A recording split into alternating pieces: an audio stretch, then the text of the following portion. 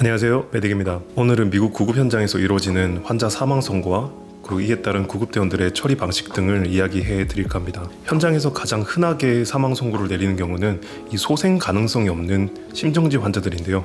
현재 코로나 바이러스로 인해 응급 환자들이 많이 나오고 있는 이곳 뉴욕은 많은 수의 심정지 환자들이 병원으로 이송 없이 현장에서 처치 후에 전화상 의사 지도를 통해서 사망 판정을 받고 있습니다. 출동 시 의사의 판단 없이도 CPR을 시행하지 않고 현장에서 사망 판정을 내리는 경우를 보면 외상에 의해서 심각한 손상이 있는 환자, 그리고 외상 흔적이 없지만 부패가 진행된 사후 강직 등이 있고 그리고 시반 등이 발견되는 환자들이 있습니다. 이럴 시에 경찰 지원을 요청하고 일을 마무리하게 되죠. 하지만 사후 강직 그리고 시반의 상태가 미미하거나 첫 심정지 시간을 확인하지 못할 때 도착 시 바로 CPR을 해야 되는데요. 간혹 일부 ALS 처치를 하기 전까지는 사후경직 등이 발견되지 않기 때문에 이런 점들을 주의하고 있습니다. 흔히 사람들이 아는 사후경직은 온몸이 뻣뻣하게 굳는 상태를 생각하는데요. 첫 한두 시간에 일어나는 사후경직은 목, 턱 관절에서부터 시작을 하기 때문에 다른 곳들이 멀쩡해 보여도 기도를 개방하면서 사후경직을 확인할 수 있습니다. 물론 애매한 경우 소방관들이나 EMT 분들도 이거를 확인하지 못할 때가 있는데요. 그럼 저희 ALS 팀이 도착을 해서 인투베이션을 할 때 턱이 뻣뻣하게 굳어 있으면은 처치를 하지 못하고요. 그래서 의사한테 사망 시간을 받습니다. 그럼 심정지 발견 시간이 얼마 안 지났고 현장 도착 시에 비교적 빠르게 CPR이 시행된 경우에도 현장에서 사망 선고를 내리는 이유는 무엇일까요? 대표적인 예로 무맥 리듬의 환자고요. 그리고 ALS 처치 그리고 CPR 등이 20분 이상 하고도 심장이 돌아오지 않는 환자들입니다. 사실 금방 심장이 돌아올 수 있을 만한 확률이 있는 환자들은 CPR을 시행하고 곧바로 소생이 되는 경우가 많습니다. 그래서 비교적 인력이 적고 그리고 도착 소요 시간이 오래 걸리는 저희 ALS 팀 같은 경우 도착을 하기 전에 BLS 팀, 그러니까 EMT 분들이 환자를 소생시켜서 병원으로 이송하는 일들이 많습니다. 그리고 도중에 리듬이 변환하였거나 아니면 제세동을 사용 혹은 이제 외상 환자, 역류화 환자들에게도 의사들이 보통 이송을 하라고 하는 편이에요. 심정지 환자 연구 결과에서는 병원 전 단계 그리고 이송 후 모든 환자들의 소생 확률이 7%에서 11% 정도라고 합니다. 그리고 첫 CPR이 시작된 10분 후, 30분 후에도 심장이 돌아오지 않을 때는 환자의 생존 가능성이 현저하게 떨어진다고 하고요.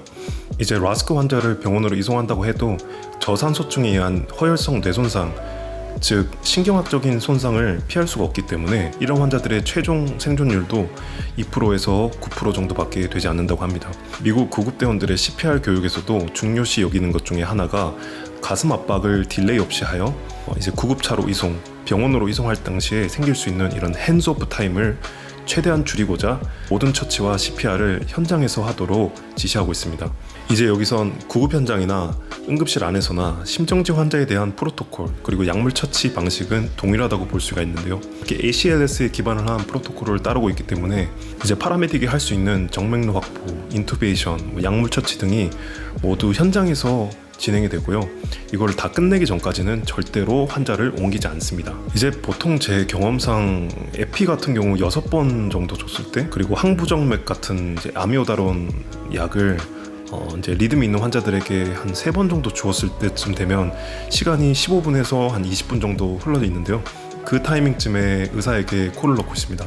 이제 리듬 체인지나 라스크가 없는 무맥성 리듬의 심정지 환자 경우 의사가 판단을 한 후 바이칼비나 칼슘 등을 오더를 해주고요. 제세동을 했다거나 아니면 리듬 전환이 있었던 그런 환자의 경우 마그네슘 같은 약물을 오더받기도 합니다. 그리고 5분간 CPR을 더 추가로 하고요. 딱히 변화가 없을 시에는 사망 선고를 내리게 됩니다. 흔히 미국 영화나 드라마 같은 것들을 보면은 파라메딕이 심정지 처치 도중에 아트로핀이나 도파민 같은 약물들을 사용해서 환자를 살리는 장면이 있는데요. 실제로는 여기 심정지 프로토콜에 해당되는 약물만 사용 가능하고요. 이제 어레스트 약물 이외의 것들은 라스크가 난 환자가 바이탈이 안 잡히는 경우에 사용 가능합니다. 물론 저희도 자유롭게 판단을 하고 약물을 사용하여서 이런 언더라인 커즈를 바로 잡으면 환자의 소생 가능성이 높아지는 것은 알고는 있지만 함부로 심정지 프로토콜 외에 처치를 하게 되면은 법률적인 문제가 많이 생길 수 있는 부분이기 때문에 항상 프로토콜에 있는 약물만 사용하고 있습니다. 저번 영상에서도 얘기했다시피 약물 중독이 의심이 되는 심정지 환자의 경우 이제 의사에게 날록선 오더를 추가로 더 받아서 사용하는 경우도 가끔, 정말 가끔 있습니다.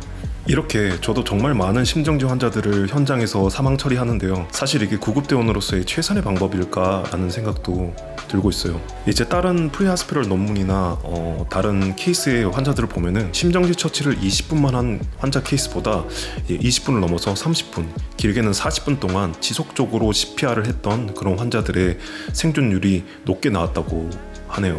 제가 야간에 일하면서 겪었던 좀 특이한 케이스의 심정지 환자가 있었는데요. 이제 공원에서 발견된 환자였습니다. 이미 심정지가 와서 방치가 된 지 몇 시간이나 지났다고 판단, 소생 가망성이 없다고 생각이 들었지만 이제 현장이 불빛도 없이 깜깜한 상태고 주변 사람들도 통제가 안 되는 터라 저희도 처치를 최대한 빨리 하고 구급차로 이송을 하였는데, 구급차 안에서 그리고 응급실에 도착하기까지 한 30분, 40분가량 계속 CPR을 시행했습니다.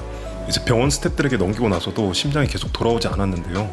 한 10분에서 15분 정도 흘렀을까요? 정말 기적적으로 라스크가 났었습니다. 게다가 바이탈도 안정적이라서 후에 중환자실로 올라갔다고 하네요. 물론 이렇게 심정지 상태가 오래 지속된 환자들은 뇌손상이 크기 때문에 최종 생존율을 보장할 수는 없지만, 만약 저희가 병원으로 이송 없이 현장에서 처치 후에 사망 처리를 하였다면 환자를 살릴 수가 없었겠죠. 이렇게 심정지가 온 지 시간이 많이 흘러서 방치가 되는 환자들은 소생률이 급격히 떨어집니다. 그래서 민간인들한테도 이런 심폐소생술 교육이 많이 이루어져야 된다고 생각을 하고요. 제가 CPR을 하면서도 자주 느끼는 거지만 이런 확률이 없는 환자 같은 경우에도 기적을 바라면서 CPR을 하는 것 같아요. 영상 봐주셔서 감사하고요. 제가 영상을 좀 짧게 만들려고 하는 편이라서 항상 보면은 중요한 내용들을 빼먹은 점이 많더라고요. 더 궁금한 점이나 일하면서 겪었던 어려움, 특이한 케이스 같은 게 있으면은 댓글로 공유해 주세요. 저는 다음 영상에서 찾아뵙겠습니다. 메딕이었습니다.